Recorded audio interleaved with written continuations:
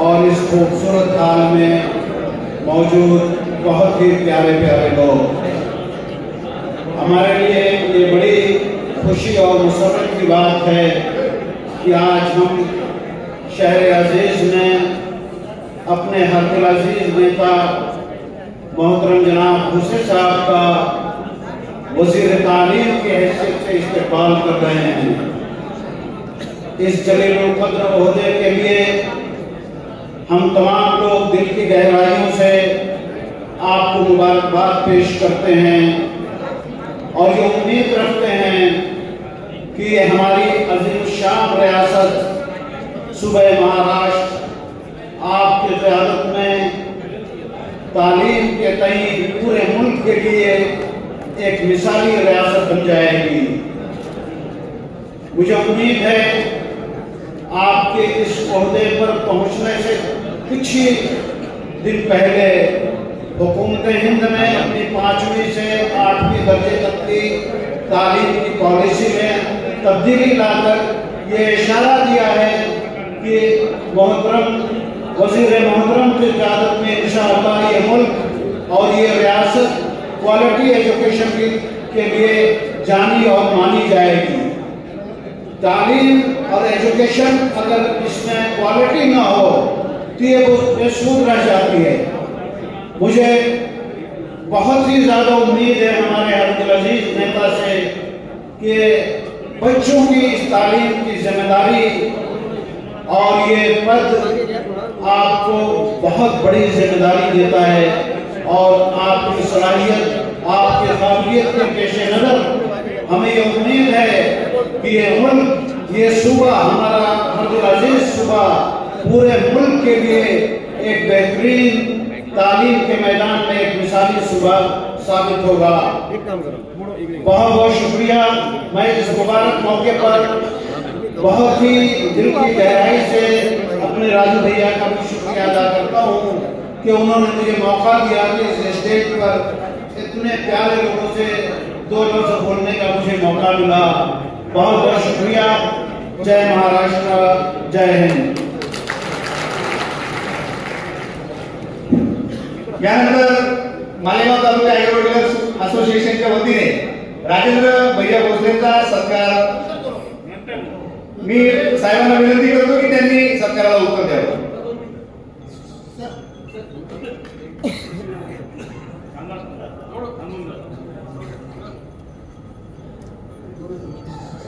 आजच्या आपल्या सत्कार सोहळा कार्यक्रमाचे सन्माननीय अध्यक्ष आदरणीय मधुबापू हिरे साहेब, मंचावर उपस्थित आदरणीय ज्येष्ठ नेते सुरेश नाना निकम साहेब, माननीय राजेंद्रजी भोसले, आदरणीय मंच, समोर उपस्थित असलेले सर्व प्रमुख पदाधिकारी ज्यांनी या कार्यक्रमाचं आयोजन केलं, आदरणीय लक्ष्मण तात्या नागरी सहकारी पतसंस्था, मालेगाव तालुका ॲग्रो डीलर्स असोसिएशन, भारतीय डाळिंब बागायतदार संघ, उपस्थित बंधू आणि भगिनींनो, सर्वप्रथम तर मी आपल्या सर्वांचा या ठिकाणी आभार व्यक्त करतो। हा सत्कार सोहळा म्हणजे आपल्या घरचा एक कौटुंबिक कार्यक्रम आहे आणि खऱ्या अर्थाने आपल्याला नाशिक जिल्ह्याला जे एक अतिशय संवेदनशील विभागाचं जबाबदारी देण्यात आली, कृषी मंत्री विभाग आदरणीय कोकाटे साहेब काही वेळेमध्येच या ठिकाणी दाखल होणार आहे आणि खऱ्या अर्थाने त्यांचा सन्मान आपल्याला सर्व मालेगाव वासियांच्या वतीने त्या ठिकाणी करायचा आहे। आज या सत्कार सोहळ्याच्या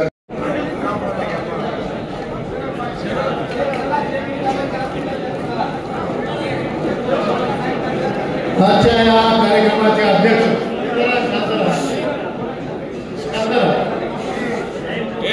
द्राक्ष बागायतदारी संघाचे महाराष्ट्राचे अध्यक्ष कैलासजी भोसले हे आलेले आहेत ना? कुठे भोसले? मी अनिल पाटलांना विनंती करतो की त्यांनी त्यांचा सत्कार करावा.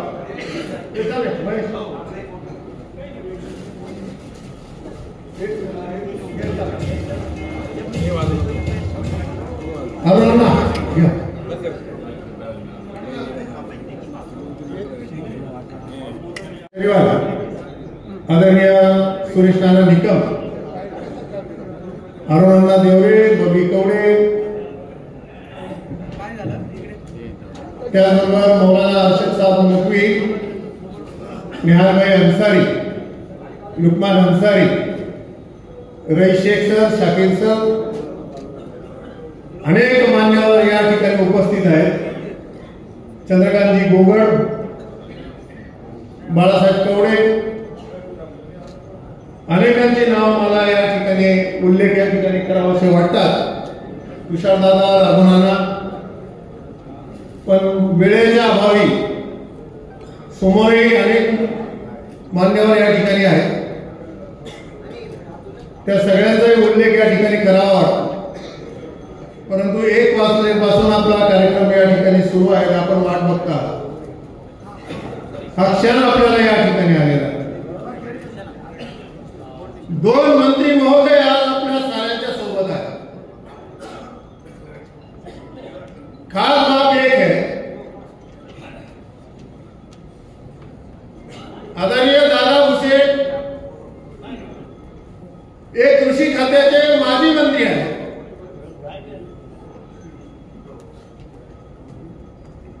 आणि या जिल्ह्यामध्ये जो स्पष्टपणे प्रसिद्ध आहे, आलेल्या माणसाला तळाफडकी जे काय असेल ते बोलून टाकायचे.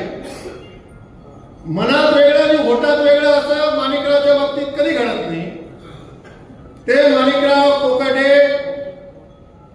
आज कृषी मंत्री आहेत. हा गिरण्याचा आणि मोसमचा संगम आहे आणि या संगमावरती हे दोघं उपस्थित आहेत. तुम्ही आम्ही या ठिकाणी सारेजण या ठिकाणी साक्षीदार आहोत. मालेगाव शहर या शहराची, या तालुक्याची एक वैभवशाली परंपरा आहे. या परंपरेमध्ये अनेक मान्यवरांनी या ठिकाणी योगदान दिलेलं आहे. पण मी आधी माझी कृषी मंत्र्यांना आणि शालेय शिक्षण मंत्र्यांना हे सांगू इच्छितो की हे शहर ब्रिटिशांनी भारत स्वतंत्र करण्याच्या पूर्वी आमचं गाव हे आपल्या स्वबळावर, स्वताकदीवर ब्रिटिशांकडून आजाद झालेलं होतं. पहिल्यांदा स्वातंत्र्य या गावाने या ठिकाणी स्वतःच्या बलबुद्ध्यावरती या ठिकाणी मिळवलेलं आहे. दादासाहेब शालेय शिक्षण मंत्री पदाची जबाबदारी त्यांच्यावरती आहे.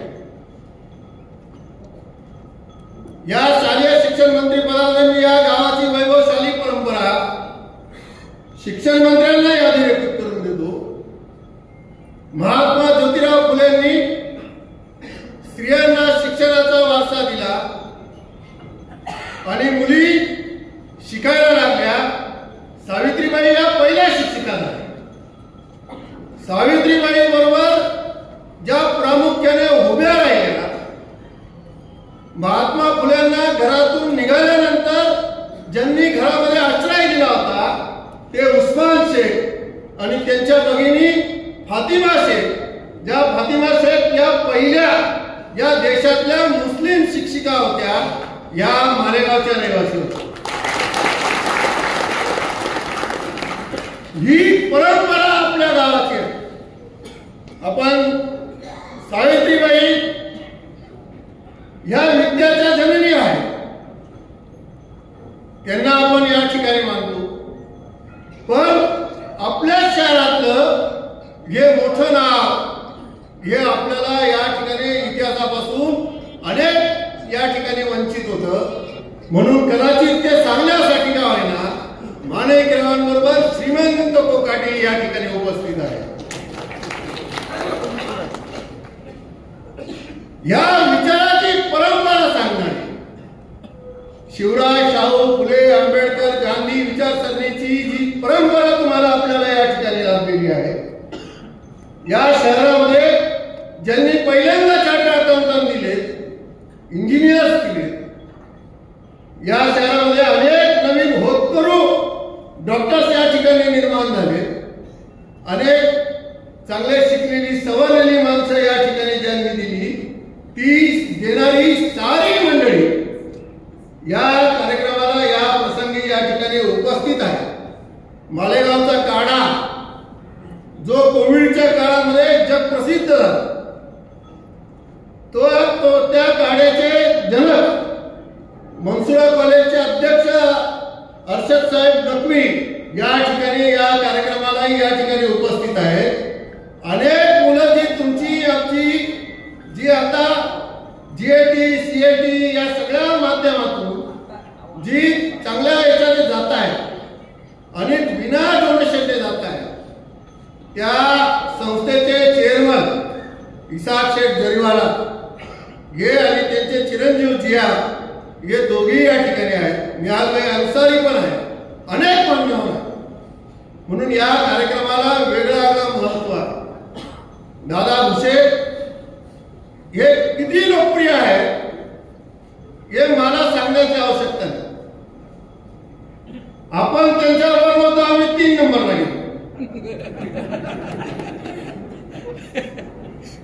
ते पहिल्यांदा उभे राहिले तेव्हा 9,000च्या फरकाने आले, दुसऱ्यांदा 30,000च्या फरकाने आले, तिसऱ्यांदा 50,000च्या फरकाने आले, आता लाखाच्या फरकाने आले.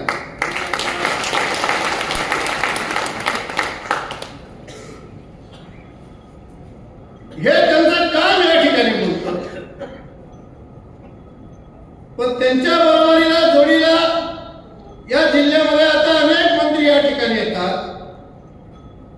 पण माणिकराव कोकाटे हा माझाच नव्हे, तुम्ही जिल्ह्यामध्ये कुठल्याही ठिकाणी जा, या कार्यक्रमाला अनेक लोक युवक काँग्रेसची त्या काळातली इथं हजर आहेत. ते काल परवापासून सांगतात की माणिकराव हा आमचा मित्र आहे. ही मित्राची परंपरा सांगणारा महाराष्ट्राच्या विधिमंडळामध्ये या ठिकाणी बघितलाय. शब्दाला पक्का. तुम्ही एकदा जर शब्द दिला तर दुनिया होऊन जाऊ, पण न बदलणार. म्हणून महाराष्ट्राच्या विधिमंडळाने महाराष्ट्राने पाहिलं, एकदा शब्द दिला, बरोबर राहायचं म्हटलं की त्याने त्या विधिमंडळामध्ये बोलला की अशा 100 आमदारक्या मी ओळून टाकेन आणि राणे साहेबांना पाठिंबा दिला. हे कृषी मंत्री म्हणून आपल्याला लाभले. आमचे गट सचिव आणि जिल्हा बँकेचे कर्मचारी यांनाही त्यांच्याशी संवाद साधायचा. नाशिक जिल्हा मध्यवर्ती सहकारी बँकेचे त्यांची आणि आमची ओळख झाली. माझी ओळख त्याच्या आधी होती. पण एखाद्या माणसाच्या जर जवळ गेलं की त्याच्यामध्ये कुठली कुठली गुण आहेत आणि अनेक गोष्टी या ठिकाणी शिकायला मिळतात. मी पहिल्यांदा जेव्हा जिल्हा बँकेच्या चेअरमनच्या खुर्चीच्या पदावरती बसलो तेव्हा माझ्या समोर एक व्यक्ती येऊन बसला. त्यांचं नाव होतं शिवाजीराव कोकाटे, साहेबांचे चिरंजीव वडील. आणि आमचा कृषी अधिकारी सांगायला लागला की साहेब यांचं प्रकरण करता येणार नाही. म्हटलं अरे बापरे, नेत्याचा बाप आहे आणि आपण त्यांचं प्रकरण करणार नाही. म्हटलं काय झालं तर म्हटलं अनिष्टता पावती द्या, त्यामुळे त्यांच्या संस्थेमधलं हे प्रकरण होणार. मग मी साहेब आल्यावर मी म्हटलं आता अनिष्टता पावत म्हणजे काय. कोकाटे साहेब म्हणजे घ्या काय व्हायचं राजा भाऊ, तो बँकेचं ते खरं नाही. शेतकऱ्याची निगडीत कशी असते, त्या समस्या समजावून कशा घ्यायच्या आणि कशा रीतीने त्याच्या जवळ यायचं शेतकरी आले, मी नेहमी म्हणायचो नाशिक जिल्हा मध्यवर्ती सहकारी बँक हलायला लागली की आम्ही समजायचो की माणिकराव आले. ती लोक आले की धड धड धड धड धड धड लोक येणार, ते लगेच समोर बसणार, ते प्रकरणाला करा अमुक करा, नाही थांबा लावतो साहेबाला फोन. कसा फोन करत मग हे आलं काय करे, ते काय किराणा दुकान आहे कशाला करे. हा जो बोलण्याचा टोन आहे हा याकरता की त्या शेतकऱ्याच्या भाड्याचाही खर्च त्याला लागू नये. मी आहे ना, हा आत्मविश्वास देणारा हा नेता मला या ठिकाणी सापडला. म्हटलं अरे ही सारी वेगळीच केस. अनेक वेळेला प्रसंग माझ्यावरती अनेक काही राजकारणात समाजकारणात प्रसंग येतात, त्याचा आम्ही फारसा गौरव या ठिकाणी करत नाही. पण त्या कठीण परिस्थितीत कोकाटे साहेब हे सातत्याने आमच्या पाठीमागे या ठिकाणी उभे राहिले आणि त्या सगळ्या काळामध्ये ते सातत्याने या ठिकाणी बरोबर राहिल्याच्या कारणाने आम्हाला या जिल्ह्यामध्ये काही प्रमाणामध्ये का होईना एक काम करता या ठिकाणी यावं. त्याचं प्रमुख कारण कोण म्हणत नाही. एकदा प्रसंग या करता सांगतो की कुठल्या परिस्थितीमध्ये हा माणूस तुमची पाठराखण करतो. साऱ्या संचालक मंडळामध्ये एकदा आमच्या काही ज्येष्ठ नेत्यांनी ठरवलं की बा आपल्या गटामध्ये म्हणजे सत्तेमधून राजेंद्र भोसले नको. आमचे आधी माजी आमदार खासदार मंत्री त्यावेळेला जे होते ते बोलत नव्हते. पण जसे कोकाटे साहेबांची एंट्री झाली ते म्हटले काय झालं तर म्हणे असं आहे, तुम्हाला नको आहे ना, एक काम करा, मी कोकाटेला भोसलेला बाजूला करा आणि चालवा बरं कशी चालवतात तुम्ही. हे जे बळ देतं त्या बळामध्ये आपल्यासारख्या सामान्य कार्यकर्त्याला आत्मविश्वास. दादा भुसे यांच्या कुटुंबाची घराण्याची काही राजकीय परंपरा नाही, माणिकराव कोकाटेची काही राजकीय परंपरा या ठिकाणी नाही. हे सामान्य शेतकऱ्याची मुलं आहे. कृषी अधिकारी माझ्याकडे ज्या वेळेला परवाला या ठिकाणी आले की ते आमचे साहेब येणार आहेत. मी म्हटलं हा असा कृषी अधिकारी आहे, हा कृषी मंत्री आहे, हे स्वतः शेतामध्ये राबलेला आहे.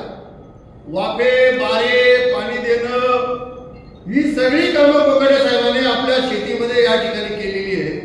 एवढंच नाही तर एकरी 100 क्विंटल ऊस काढणारा आणि कारखान्याचा सातत्याने नंबर मिळवणारा हा शेतकरी आहे. म्हणून हे रसायन साधन नाही. आता ज्या ज्या वेळेला या ठिकाणी कामकाजाला या ठिकाणी सुरुवात होईल म्हणून याच्या पाठीमागे उभं राहू. कारण कोकाटे साहेबांचा राजकीय सगळ्या परिपाठाला आम्ही साक्षीदार आहोत. त्यांची लढाई साध्या सुधाशी होतच नाही, कायम मोठी लढाई होती. आता जी माणसं या ठिकाणी हयात नाही किंवा या जगामध्ये नाही त्यांचा नामोल्लेख या ठिकाणी करू नये. पण त्या काळातली दिग्गज मंत्रिमंडळातली माणसं ज्यांना राज्यमंत्रीपदाचा दर्जा होता अशी सगळी माणसं या सगळ्यांशी संघर्ष करत करत करत हा नेता या ठिकाणी मोठा या ठिकाणी झाला आहे. हे जे पद मिळालं याला गेली 28 वर्षाची मोठी तपश्चर्या आहे आणि 28 वर्षानंतर हे मंत्रीपद हे त्यांच्यासारख्या कार्यकर्त्याला या ठिकाणी लाभलेलं आहे. कारण या पूर्वी एकदा एक प्रसंग या ठिकाणी आला होता की त्यांना राज्यामध्ये राज्यमंत्रीपद देऊ करत होते. पण ते म्हटलं मी राज्यमंत्रीपद होणार नाही. आलेलं मंत्रीपद झालं म्हणजे सत्तेसाठी आणि सत्ता आपल्याला हवी आणि पदच आपल्याला हवं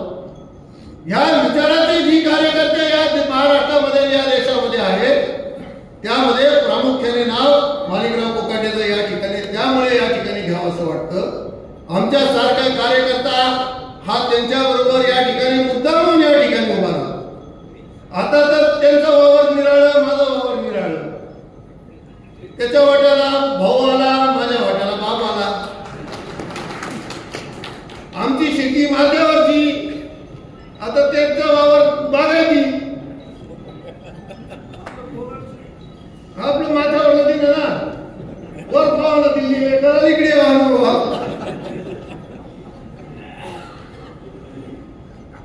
पण तरी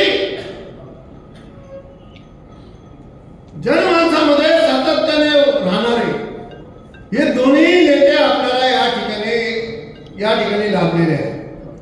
मला विश्वास पण आहे, मोठा यकीन आहे आणि भरोसा पण काफी आहे की महाराष्ट्रातल्या येणाऱ्या काळामध्ये दादा भुसे साहेबांनी जे काम या ठिकाणी कृषी मंत्र्याच्या स्वरूपामध्ये या ठिकाणी केलं ते अजून पुढे नेऊन त्यांच्यासारखं चांगल्या प्रकारचं काम ते महाराष्ट्राच्या सरीपाटावरती या ठिकाणी उमटवतील। या बाबतीत आमच्या सारख्या जे सोबत राहिलेले कार्यकर्ते आहेत त्यांना अजिबात त्यांच्या मनामध्ये या ठिकाणी शंका नाही। नाशिक जिल्हा मध्यवर्ती सहकारी बँक, जी बँक मगाशी दादा भाऊंनी मंत्री साहेबांनी जो उल्लेख या ठिकाणी केला, त्यांनी सांगितलं की आता कोकाटे साहेब बरोबर आहे, झिरवळ साहेब बरोबर आहे आणि अर्थकारणाची चावी त्यांच्या हातामध्ये आहे, ते अजित दादाही या ठिकाणी बरोबर आहे। म्हणून ही तिघही मंडळी या बँकेला या ठिकाणी गती देतील। गट सचिवांचा जो प्रश्न आहे, जिल्हा बँकेतल्या ठेवीदारांचा जो प्रश्न आहे, तोही ते निश्चितपणे या ठिकाणी निकाली लावतील, ते त्यावर या ठिकाणी अधिक या ठिकाणी बोलतील।